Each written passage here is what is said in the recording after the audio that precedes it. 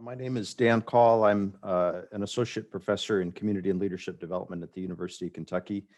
I have an ambitious set of slides to progress through today, and so um, I will do this as quickly as I possibly can. I'm going to be a spoiler here and give you the two key takeaways right up front.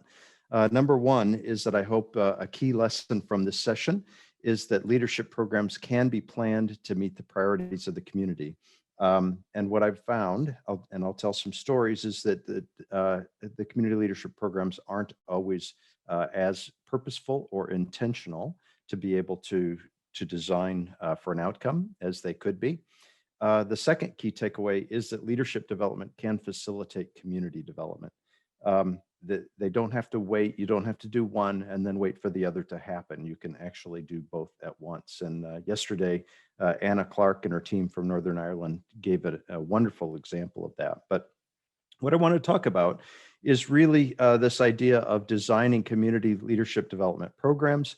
And I hope this will be of interest to you if you either help facilitate a leadership program that is intending some kind of community benefit, or if you consult or advise with program leaders. And so when I'm talking about community leadership development programs or community-based leadership programs, in the US, there are chambers of commerce, tourism, sometimes universities, cooperative extension offices, sometimes a foundation will create this leadership program with the intent of getting people to go through the program and become more engaged and more effective in their community work. And so the quick background story is this is a picture of a group from a county in Kentucky, and they called and they said, we would like some help with developing leadership. And I said, oh, good. What is it that you're hoping to accomplish? And they said, well, just more leadership. We want leadership. And because I teach leadership, I should just know and tell them what to do. And this brings up this question of how do the community-based leadership programs know that what they're presenting is actually having the impact that they want it to result in?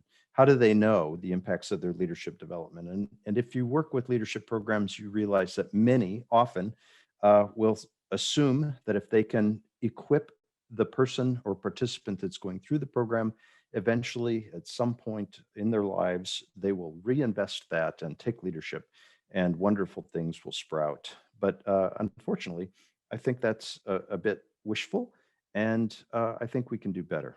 So what I've done and what you'll get at the end of this presentation is a link to a leadership priority assessment.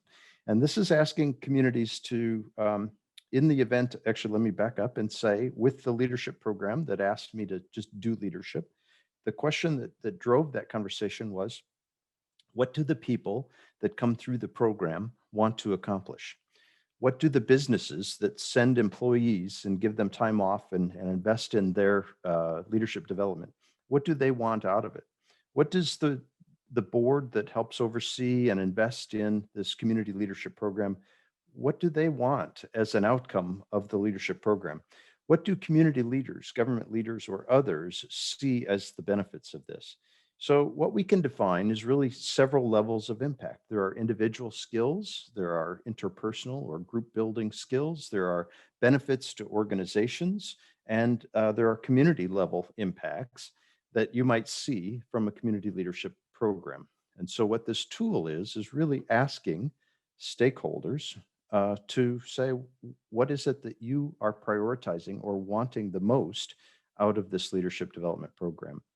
And so I'll go through this quite quickly, but I've broken down some possible skills and knowledge, and much of this actually research is based on this book, and it's referenced. I just took that slide out because I was afraid this was too long of a presentation, but it is at the end. It's called Community Effects of Leadership Development Education, Citizen Empowerment for Civic Engagement by Kenneth Pegg, Stephen Gasteyer, Ken Martin, Godwin Apalaya, and Carrie Keating. And they've done studies that basically say the book is kind of a compilation of a large study that they did that looks at what programs were successful and in what areas were successful that would help contribute to community action and community change.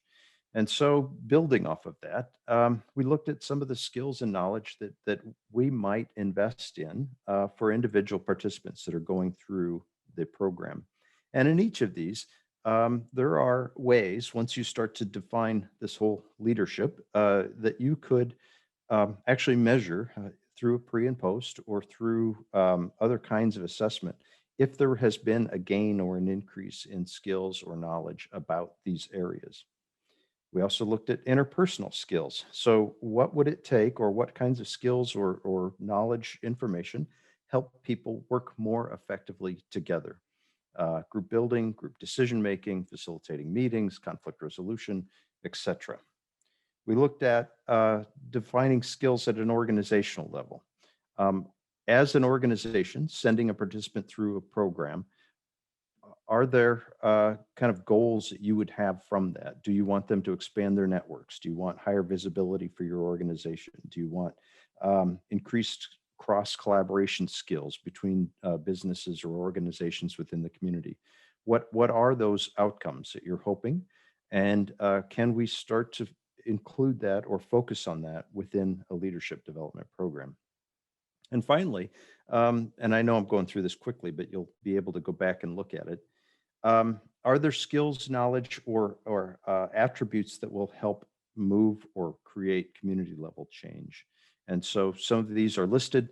On each of these categories, there's also an other. Please be specific, because I'm not saying that this is the be all and end all of community development skills and knowledge, but it's a starting point where we can start to be more specific about what it is that both the participants are looking for, those that are supporting the program are looking for, and needs within the community that they'd like to target.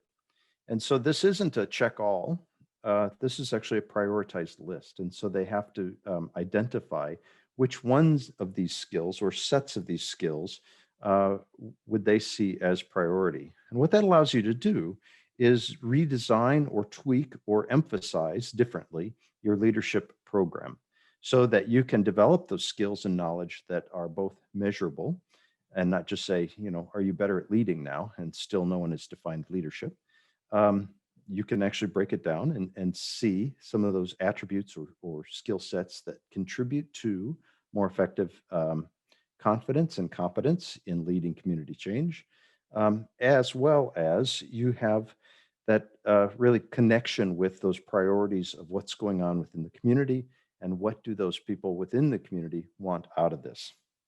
So that's this first skills tool set for helping to better design, more purposefully and intentionally design a leadership program to meet the needs or priorities of your community. And the second quick aspect of this is then actually designing the program in a way that it can bring about community change. And I see a community leadership program as a laboratory to test those skills. And so participants within that leadership program could actually convene small groups within the community and begin conversations, do surveys, do some of the legwork of bringing together community organizations or listening to the needs and priorities of community, and then go back and have some purposeful reflection with their classmates and say, hey, I tried this. I didn't get the response I was looking for. What have you tried? What are you doing? How did you do that and get the outcome that you did?